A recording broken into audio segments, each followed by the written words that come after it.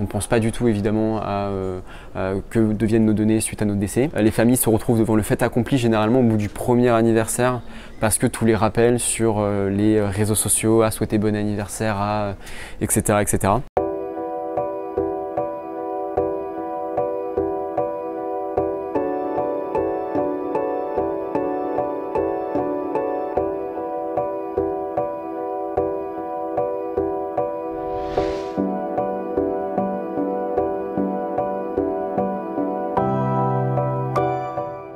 Nous, dans notre service, on fait un vrai effort de rechercher l'ensemble des données d'une personne suite à son décès.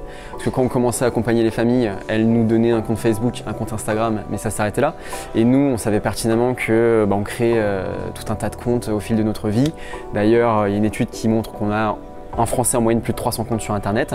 Et donc nous, on voulait vraiment proactivement rechercher l'ensemble de ces comptes pour que la famille n'ait pas, évidemment, à devoir rechercher. Et donc, on a créé un algorithme et des programmes afin d'aller chercher sur les réseaux sociaux, sur Internet, un maximum de données.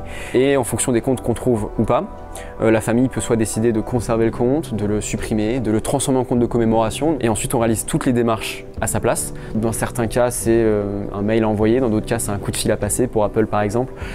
Pour citer Microsoft, il faut envoyer un courrier recommandé en Irlande pour se faire appeler par un ingénieur de Seattle. Ça fait 10 mois qu'on accompagne une famille là-dessus. Créer des comptes, c'est facile, mais en supprimer, c'est l'horreur. Et on a mis en place une plateforme de suivi pour qu'elle puisse, en un clin d'œil, savoir où on en est dans toutes nos démarches.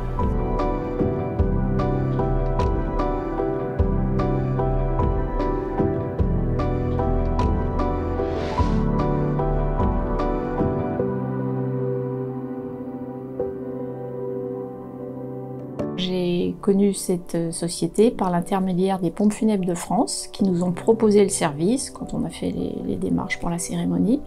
Et j'ai trouvé ça plutôt très intéressant parce que moi je voulais pas que les adresses mail ou autres contacts sur le net de mon fils soient éventuellement piratées et qu'on usurpe son identité.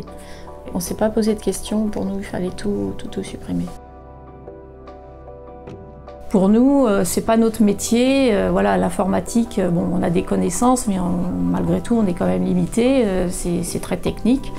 Et le fait que quelqu'un se charge de tout effacer, de tout nettoyer, pour moi, j'étais rassurée aussi. Voilà, c'était vraiment important, même si c'est toujours dans un contexte douloureux, bien sûr. Et justement, les familles, elles sont en deuil. Elles ont d'autres préoccupations, elles ont déjà beaucoup de choses à gérer. Donc c'est vraiment un gros poids qui se retire et c'est vraiment une aide très précieuse.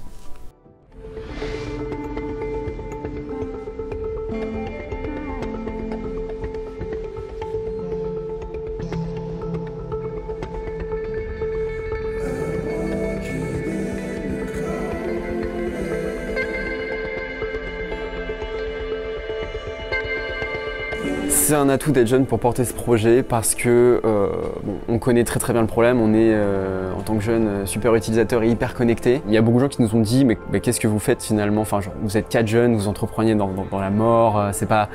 Et nous, ce qu'on aime finalement, c'est le côté, déjà c'est le côté paradoxal et pas très sexy. Et quand on voit ce qu'on apporte aux familles et le soutien qu'on leur apporte, on est tout à fait content et très heureux de les aider dans un tel moment. Finalement, les familles ont une certaine forme aussi d'empathie pour nous qui, alors qu'on sortait tout juste d'études, qui décidons de se lancer dans l'entrepreneuriat, de créer un service pas commun, difficile.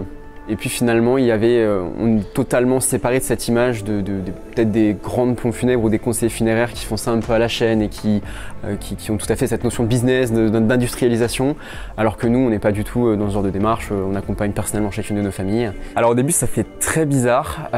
D'ailleurs, on faisait tout pour ne pas être en contact direct avec les familles, parce que j'entends pas que même nous, ça nous faisait peur. Au début, on voulait un maximum garder une distance, les accompagner à la limite par mail, mais on a vu qu'elles avaient toutes beaucoup de questions. Et donc à un moment, on a dit que si on voulait faire quelque chose de qualité, il fallait les contacter. Et je me souviens encore de ce premier appel téléphonique qu'on avait fait où on avait une voix toute tremblante et finalement on était plus gêné que la personne elle-même qui recevait son coup de fil. Mais enfin, on a continué parce qu'on a vu que c'était nécessaire. Et puis on a commencé évidemment à professionnaliser le discours et puis surtout aussi à savoir comment échanger avec une personne endeuillée, parce que évidemment c'est pas anodin. Travailler dans le milieu funéraire, oui, ça change le rapport que tu as à la mort. Parce que C'est quelque chose qu'on vit tous. C'est un événement qu'on va tous finir par rencontrer, malheureusement.